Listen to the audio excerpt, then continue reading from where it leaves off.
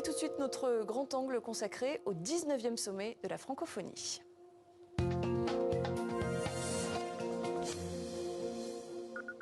Grand entretien avec la secrétaire générale de la francophonie, Louise Mushikiwabo. Elle est interviewée par Demet Korkmaz. Louise Mushikiwabo, bonjour. Vous êtes la secrétaire générale de la francophonie pour ce grand entretien. Alors ici, notamment, se sont exprimés énormément de jeunes. Ils nous ont livré à travers leur talent, leur vision de la francophonie, mais ils ont aussi livré leurs attentes. Est-ce que les chefs d'État à Villers-Cotterêts ont été à la hauteur de leurs attentes ? Les chefs d'État, dans leurs différentes réunions, ont montré d'abord qu'ils ont compris les attentes de la jeunesse. Ils ont par exemple beaucoup apprécié leur grande séance plénière où on avait organisé des jeunes sélectionnés à travers l'espace francophone qui ont fait un débat avec les chefs d'État. C'est le nouveau format du sommet de la francophonie où on s'assoit autour d'une table et on débat d'un thème. Et nous, l'OIF, la partie institutionnelle de la francophonie, on s'inspire, on s'enrichit de ces discussions. Qu'est-ce qu'ils réclament, ces jeunes? Qu'est-ce qu'ils ont demandé? Qu'est-ce qu'ils ont souhaité? Alors, moi, j'ai espionné un petit peu les différentes tables rondes grâce à la technologie. Ces jeunes réclament une bonne éducation qui leur permette d'avoir accès à l'emploi. La priorité des priorités pour la jeunesse francophone, c'est l'emploi. Ils réclament aussi un climat apaisé. Il y a beaucoup de turbulences dans le monde et dans le monde francophone. Et ils ont beaucoup parlé des questions de gouvernance, en plus de ces thèmes qui sont beaucoup plus liés à l'emploi. Ils ont beaucoup parlé du numérique.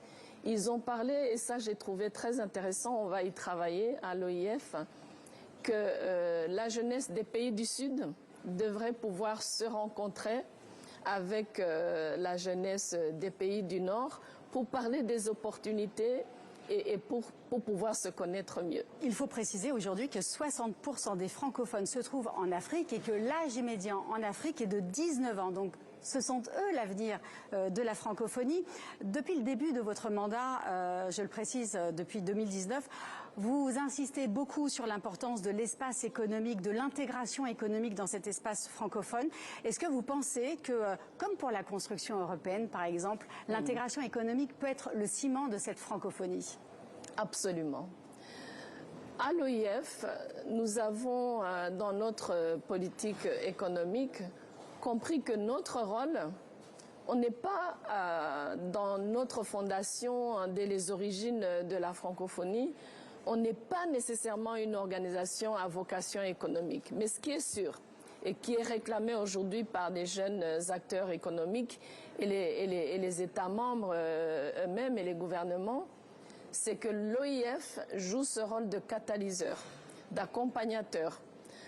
On est un pont entre des régions du monde francophone où surtout les petites entreprises, les petites et moyennes entreprises ont besoin d'accompagnement. Et c'est un programme de coopération économique qui aujourd'hui a connu un succès auquel on ne s'attendait pas en fait à l'OIF. Et ces missions économiques et commerciales aujourd'hui sont pérennisées. Chaque année, l'OIF amène des centaines d'innovateurs, d'entrepreneurs d'un pays et d'une région de la francophonie à une autre région. Et c'est formidable de voir à quel point, et ça nous rassure parce que dans le monde multilatéral, parfois on n'est pas sûr de nos priorités et puis on est tenté de tout faire. Mais le rôle économique de la francophonie est indéniable. Nous avons pu amener l'Asie du Sud-Est en Afrique de l'Ouest, par exemple. Nous avons, moi-même, j'ai accompagné un groupe d'à peu près 700 entrepreneurs de tout le monde francophone au Québec, plus tôt cette année. Et ce n'est pas que des voyages pour découvrir, c'est aussi des contrats qui sont signés, d'acquisition d'équipements, de co-entreprises et surtout à la découverte des opportunités. Nous avons beau être dans un centre culturel, mais je dois dire que lors de votre discours au château de Villers-Cotterêts face à une trentaine de chefs d'État pour le sommet de la francophonie, eh bien, vous avez marqué les esprits. En tout cas, vous avez marqué le mien en déclarant « Non, la francophonie, ce n'est pas la France-Afrique ». Ça ressemblait à un coup de gueule. C'était dirigé contre qui ? Alors là, oui, là, effectivement, je sais que ça a été repris plusieurs fois. C'était dirigé contre des Français et des Africains qui aujourd'hui confondent les choses et qui critiquent, s'éloignent de... Ça existait, la France-Afrique... À un certain moment, il y a peut-être même aujourd'hui encore des relents de cette France-Afrique, mais nous, la francophonie, on n'est pas la France-Afrique. Et donc, c'était dirigé à certains individus, à ce qu'on voit surtout ces derniers temps dans la préparation du sommet de la francophonie. Ceux-là même qui critiquent la France-Afrique, en fait, n'arrivent pas à se sortir de ce milieu par des analyses qui sont fausses, par des anticipations qui ne sont pas nécessairement correctes. Et donc moi, ce que j'aimerais beaucoup, j'espère que ce sommet aura aidé, d'abord c'est qu'on nous connaisse mieux en France, parce qu'on ne nous connaît pas, nous sommes basés ici, nous sommes dans un pays qui nous a donné la langue française, mais aussi qu'il faut réinitialiser, si vous voulez, toute une classe à la fois dans la politique et dans les médias qui reste bloquée dans cette période pour qu'on puisse connaître l'Afrique d'aujourd'hui, la France d'aujourd'hui. Et les autres pays également. Et aussi ne pas prendre tout un monde sur les 5 continents et le réduire à cette relation qui a été pas toujours glorieuse entre la France et l'Afrique. Alors justement, durant votre discours, vous avez aussi souhaité le retour dans la famille francophone, ce sont vos termes, du Niger, du Mali, du Burkina Faso, ces 3 pays qui ont été suspendus par l'OIF. C'est aussi une façon de vous détacher de la diplomatie française pour montrer qu'il y a une autre diplomatie, celle de l'OIF ? Alors, moi, je ne peux pas décider pour la diplomatie française. Je ne suis pas française. Mais lorsque vous déclarez « je veux le retour de ces 3 pays », le retour de ces 3 pays, je l'appelle de tous mes voeux. La francophonie a vu le jour au Niger en 1970. Aujourd'hui, c'est un pays suspendu. Notre déclaration, notre charte politique de la francophonie s'appelle la déclaration de Bamako. Bamako, c'est au Mali. Et je suis donc très mal à l'aise pour cela, pour la partie symbolique, mais plus important encore, nous sommes une organisation qui est fondée sur la solidarité, la rencontre des peuples. Et une fois qu'un pays de notre organisation est suspendu, en quelque sorte, on est coupé des peuples qui sont la raison d'être de notre organisation. Sur un plan aussi politique pragmatique, on doit trouver un moyen de ramener ces pays dans leur famille francophone.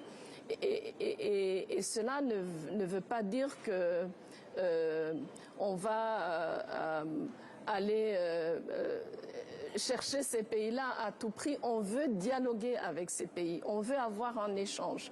Mais surtout, on ne veut pas que la famille francophone soit coupée en 2. Vous pensez qu'ils vont... vous leur tendez la main? Est-ce que vous pensez qu'ils vont la saisir? Je vais leur tendre la main. Peut-être que je la tendrai plusieurs fois avant qu'ils ne puissent la saisir, mais c'est mon souhait. Et d'un point de vue totalement égoïste, moi je suis africaine, j'ai été surtout élue et soutenue par les pays africains, dont ces 3 pays-là.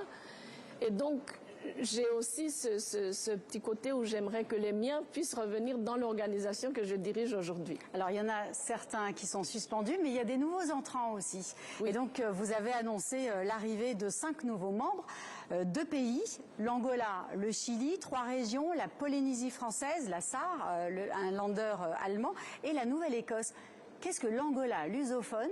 Qu'est-ce que le Chili espagnol souhaite intégrer la francophonie? La francophonie, comme je l'ai mentionné tout à l'heure, est un grand espace où la langue française est pratiquée à différents niveaux. Même les pays qui sont membres depuis 54 ans, depuis les origines de l'organisation, la langue française est à différentes vitesses.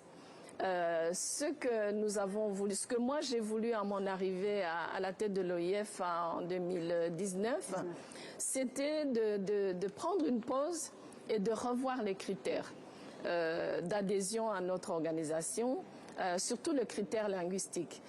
Un critère qui est très important, mais qui a aussi à voir avec l'engagement, la volonté, par exemple, de vouloir amener la langue française dans le système éducatif du pays. C'est important.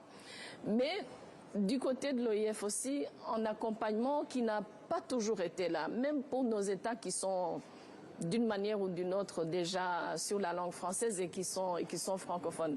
Alors l'Angola, dès mon arrivée en 2019, m'avait demandé, président de la République d'Angola, mes collègues ministres, à intégrer la francophonie parce qu'en fait, ils sont voisins, par exemple, de la grande République démocratique du Congo. Beaucoup d'Angolais travaillent avec et voyagent dans la région du Golfe de Guinée, qui est à la fois lusophone mais francophone aussi. Et donc la présence de l'Angola dans notre organisation s'explique. Le Chili, je pense que c'est surtout par rapport à la relation que le Chili historiquement a eue avec la France. Mais vous serez étonnés de voir à quel point la langue française, tous les aspects culture et cette volonté de découvrir des zones francophones loin de leur territoire intéresse beaucoup, par exemple, les pays de l'Amérique latine. Merci beaucoup, Louise Mushikiwabo, d'avoir été l'invitée de ce grand entretien. C'est moi qui vous remercie. Merci beaucoup. Louise Mushikiwabo, secrétaire générale de la francophonie, interviewée par Demet Korkmaz. Et sachez que vous pouvez retrouver cet entretien en version longue sur le site de TV5 Monde et sur notre page YouTube.